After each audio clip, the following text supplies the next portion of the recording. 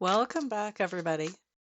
This is a video to see what was Prigozhin really up to with his uh, mutiny that got started and then stopped.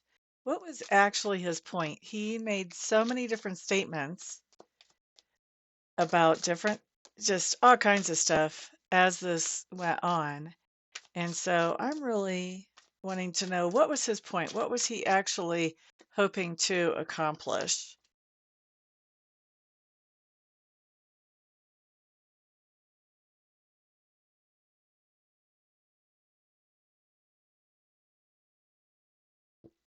Hmm, interesting. So basically, it looks like this was kind of a test that he was running. If you want to put it in those terms, it looks like he was kind of testing, like, where is the weakness? Where is the weakness in the Russian Federation? Basically, he's looking for the vulnerability that there is there. And it was motivated by the idea that he's not too happy with some of the people there. And it's not hard to fill in the blank about who those people might be. That would be Gerasimov and Shoigu. So he was really testing them. He was testing to see, hey, are you gonna come out and talk to me? Do you have the cojones to do that? You know, he this was this was a test. This was one huge, huge mind game. What was he hoping to actually accomplish through this? I want to see if anything else shows up. Yeah. Well, yes, this was a test, but he's hoping to put together, because of the results of this test, some kind of long-term plan.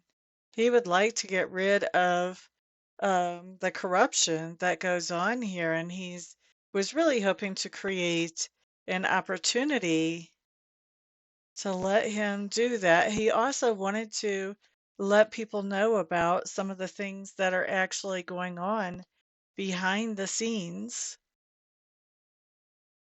And there was a little bit of a revenge factor in here too. He really wanted to, I think he still wants to mess some people's days up. I don't think that this is exactly over, even though, the trip to Moscow might have been called off. I don't get the sense that whatever it is he's trying to accomplish, that it's really over. He's still got some tricks up his sleeve, definitely. And he feels like um, the upper leadership, and we don't have to guess too much because of some of the stuff that he did say, but he does feel like some of the upper leadership is really, really toxic and they're not handling things well. He would like to actually get a chance to, um,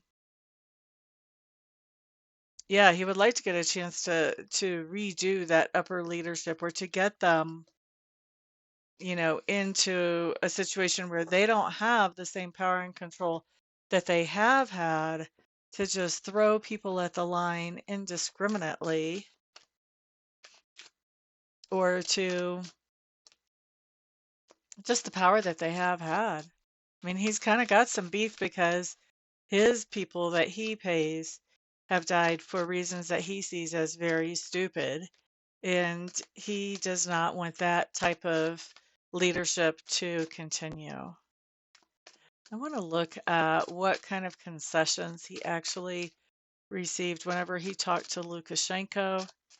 And one of the things that comes into the top of my mind as soon as I think about that is this idea that, um, first of all, if him and Putin are friends, why is he negotiating anything with Lukashenko? Why wouldn't he be talking to President Putin, or war criminal President Putin, whatever? Um, why wouldn't he be talking to, his friend? So obviously that friendship is fractured. Is that friendship fractured because, um, Prigozhin was trying to tell Putin what the real deal was on the front line, or is it fractured because of something, that something else? So that's something else I want to look at, actually. I wasn't planning on that, but I want to look at that because it seems like he should have been talking to Putin, not Lukashenko. Lukashenko is not even in the same country. Doesn't make sense to me. Did that friendship get fractured because of Prigozhin trying to tell Putin the truth about what was going on in Ukraine?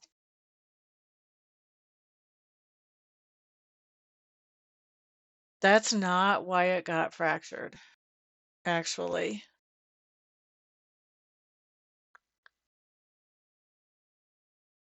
Looks to me like Prigozhin was digging for some information that it was sensitive information that Putin or somebody in the head of the military did not want to share with him. And just the act of digging for that information was what actually got the ball rolling on coming between him and the president of the Russian Federation. Okay, there was a couple other things I wanted to look at. Now I'm trying to remember what they are. So much. Oh, I wanted to look at what kind of concessions did he actually get from Lukashenko. And this is the type of reading that is really more challenging for me than the average everyday reading that I do for my normal type of clients because uh, I don't know that I like the context. Putting things into context is a little bit different than a regular everyday reading. What kind of concessions did Prigozhin get from Shoigu? We already know about the idea that he's supposed to have amnesty and his guys are supposed to have amnesty. That was kind of public. I want to see if there's anything else. I would hope that after Prigozhin went to all that trouble, he would get something else out of the deal.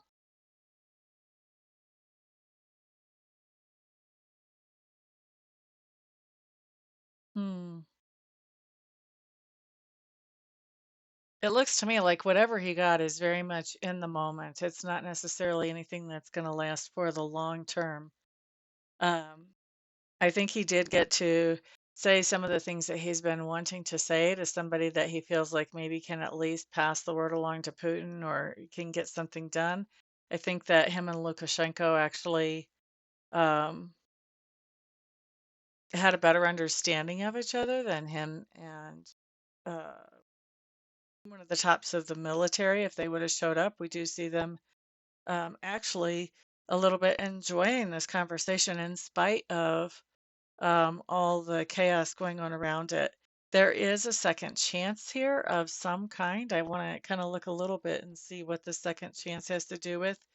Of course, we know that Prigozhin can be fairly political at this point, where he may not have previously in his life. So I do want to look at that second chance. I'm going to tell you, I don't think that second chance is a really super strong one. This is kind of a second chance, but you're walking on thin ice. And that may be the amnesty. We'll see if that's what it is or if there's something else going on there. That may also be the idea of maybe he, talked them out of because there was something about the Wagner troops needing to, by the end of this month, all sign up with the Russian military. And maybe this is a second chance in that area. Either way, it's a chance that's on thin ice. Um, we are going to look at what that second chance is all about. And then what else do we have? I think he ends up being a free man, which would go back to amnesty. But being a free man, also not being able to do whatever he wants to do financially without limitation and restriction also is part of this, at least as far as Russia is concerned. No limitation and restriction. Let's look at what the second chance is all about.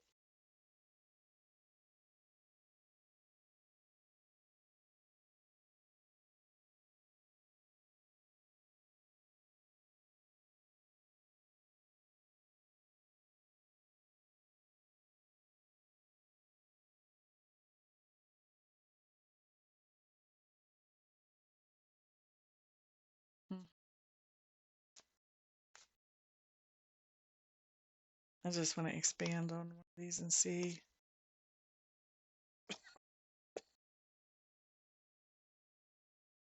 So that's interesting because it basically talks about that part of what they talked about, and the second chance has to do with this idea of being on decent terms with, I'm going to say, with the president. And yeah, I still had it being on thin ice. Definitely shows up here in these cards as well. I really get the sense looking at these cards that um, this is definitely what was offered, but I don't think that that's going to last very long. And even though it was offered as, you know, uh, it was still an offer of friendship. It's not like Putin has sworn him to be the enemy, even though he mutinied, which is kind of, I don't understand that. Um, and I am definitely not on Russia's side. I will tell you straight up, I'm on Ukraine's side on this. But there are things going on here that I just don't understand. Um, but it is a second chance at, being in Putin's favor, being allowed to continue on with his normal things. I mean, these guys were great friends in the past. That has really been chewed through lately, especially with some of the messaging that Prigozhin has been putting out there. I think part of the concessions not only give him a second chance, but part of that second chance, there's strings attached here. That second chance is you got to watch your mouth, man. They're telling Prigozhin, Lukashenko's telling Prigozhin, you can't be saying some of the stuff you've been saying. You can't be mouthing off like that. It's completely unprofessional and not acceptable. And so he is getting favor. I think he's going to be actually going back to the front and have a chance to run his company without having them all signed up under the Russian military forces. But he is really going to have to watch what he says and make sure that he doesn't say anything that would look bad on anybody in the Russian Federation military organization. Hmm. All right. Well, that's all I really want to look at. I think that's plenty. And I hope everybody has a great day. Thanks to those of you who are interested enough to watch. Peace out.